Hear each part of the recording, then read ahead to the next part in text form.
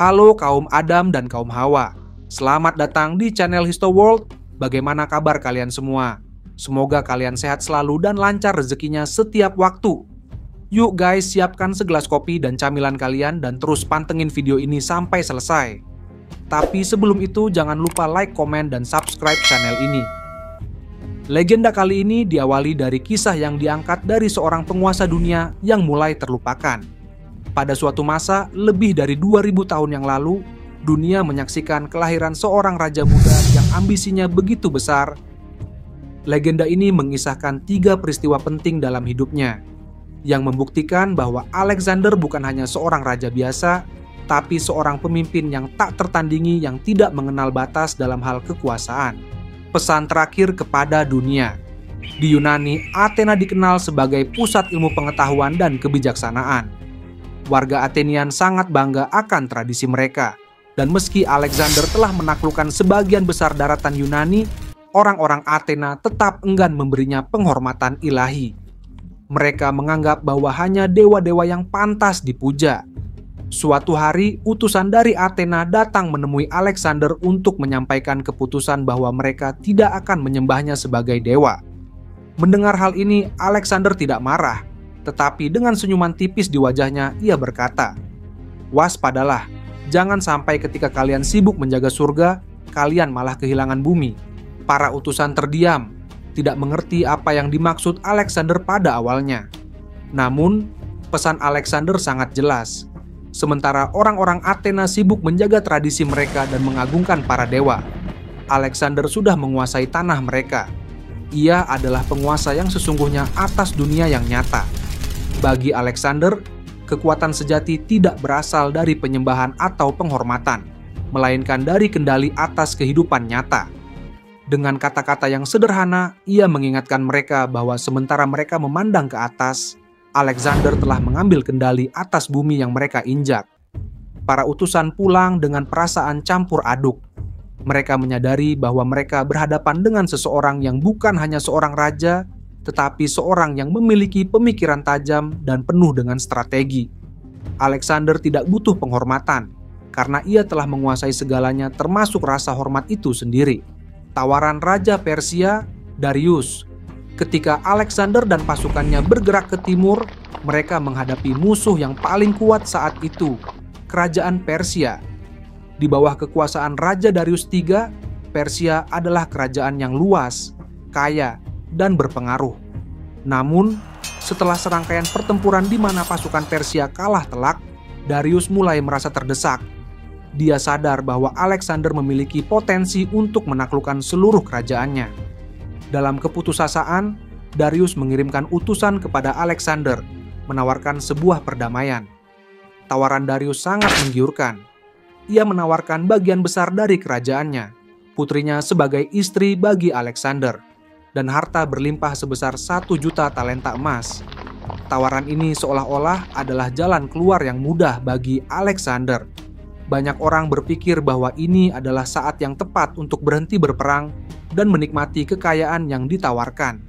Namun, saat tawaran itu disampaikan, salah satu jenderal terdekat Alexander, Parmenion, berkata kepadanya, "Jika aku adalah Alexander, aku akan menerima tawaran itu."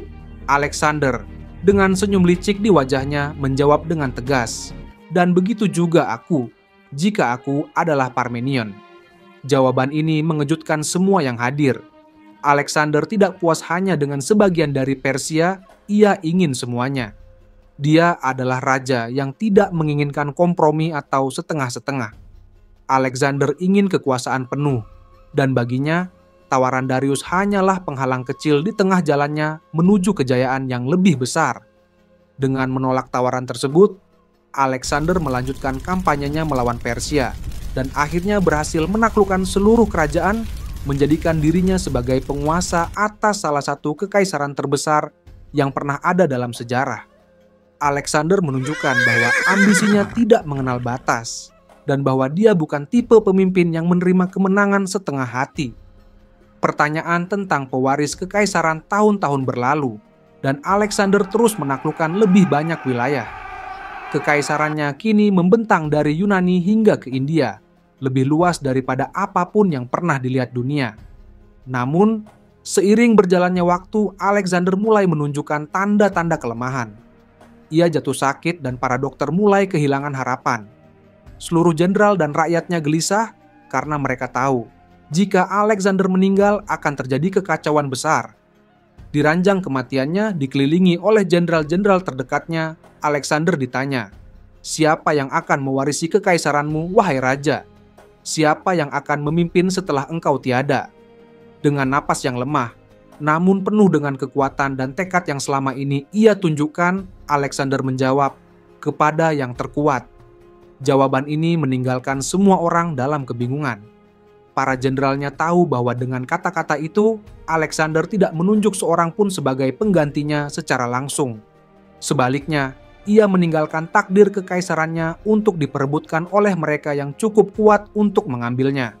Seusai kematian Alexander, kerajaan besar itu terpecah, dan para jenderalnya terlibat dalam perang panjang yang dikenal sebagai Perang Diadochi, atau Perang Penerus. Konflik ini berlangsung selama lebih dari 40 tahun, dengan banyak darah yang tertumpah, hingga akhirnya kekaisaran Alexander terpecah menjadi beberapa kerajaan kecil. Namun, bahkan setelah kematiannya, Alexander membuktikan bahwa ia masih memegang kendali atas dunia. Dengan kata-kata terakhirnya, ia memastikan bahwa tidak ada satupun dari jenderalnya yang dapat dengan mudah mengklaim kekaisarannya. Ia mengatur panggung untuk perjuangan panjang, dan meskipun ia telah tiada, pengaruhnya tetap hidup melalui kekacauan yang ditinggalkannya. Legenda ini mengajarkan kepada kita bahwa Alexander adalah sosok yang tidak hanya mengandalkan kekuatan fisik, tetapi juga kecerdasan, ambisi, dan strategi yang tajam seorang raja yang tidak pernah mundur, seorang pemimpin yang tidak pernah puas, dan seorang legenda yang kekuasaannya tetap terasa hingga berabad-abad setelah kematiannya. Dia tidak puas dengan penghormatan ilahi, tidak mau menerima separuh kerajaan, dan bahkan tidak menunjuk pewaris yang jelas untuk kekaisarannya. Semua keputusan yang dia buat adalah bukti betapa besar kekuasaannya dan bagaimana dia ingin dunia mengingatnya sebagai seorang pemimpin yang tak terhentikan.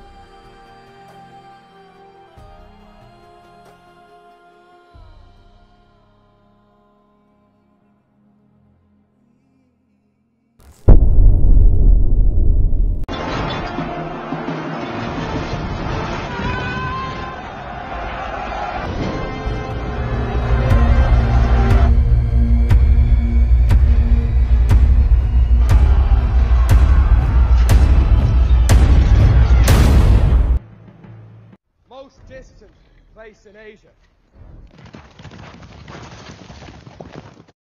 Hingga pada keesokan harinya peperangan pun akan segera dilaksanakan. Di sini Alexander belum pernah secara langsung berhadapan dengan pasukan Persia. Namun Alexander sering mendengar kabar kalau pasukan Persia yang dipimpin oleh Raja Darius III terkenal akan kebrutalannya.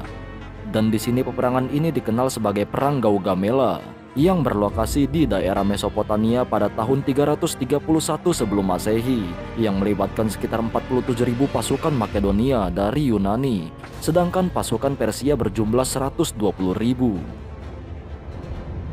For the freedom.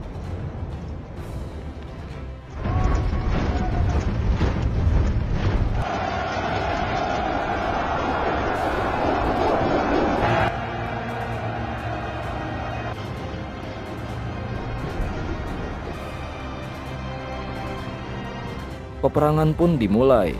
Terlihat Raja Darius III yang masih muda memerintahkan pasukannya untuk menyerang.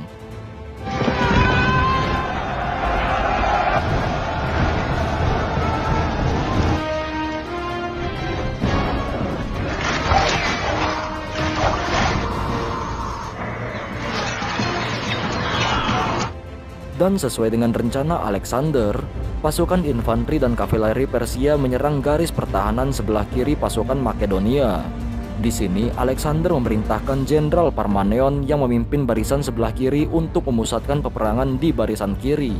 Sedangkan sektor tengah yang dipimpin oleh Jenderal Antigonus diperintahkan untuk melonggarkan pertahanan agar musuh menganggap lemah sektor itu. Namun sebenarnya pasukan tengah itu diperkuat oleh kavaleri Philips Thessalian serta pasukan khusus tombak panjang dari tentara bayaran Yunani. Jadi akan sangat sulit bagi musuh untuk menerobos pasukan tombak panjang.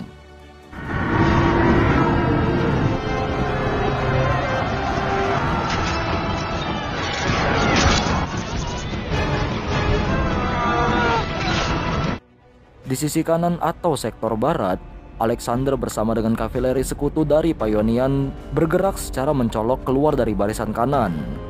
Alexander terus bergerak menjauh dari sektor kanan untuk memancing musuh agar mengejarnya dan membuat celah di sektor kiri musuh yang sudah terbuka, lalu menerobos masuk ke bagian sektor tengah musuh.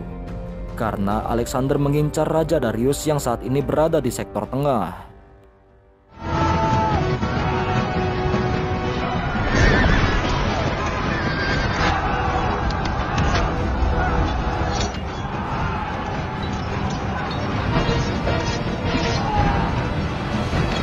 Lalu seketika itu pula Alexander memerintahkan pasukannya yang berada di sektor tengah untuk merangsak masuk ke depan agar membantu serangan terpusat itu.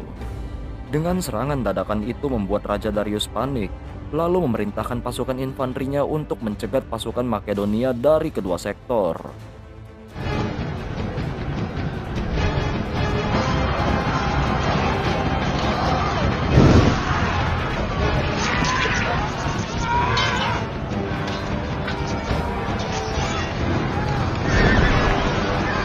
Dan pada saat itu pula Alexander memusatkan serangannya kepada Raja Darius. Dan saat itu juga Raja Darius memutuskan untuk mundur bersama dengan pasukannya yang tersisa.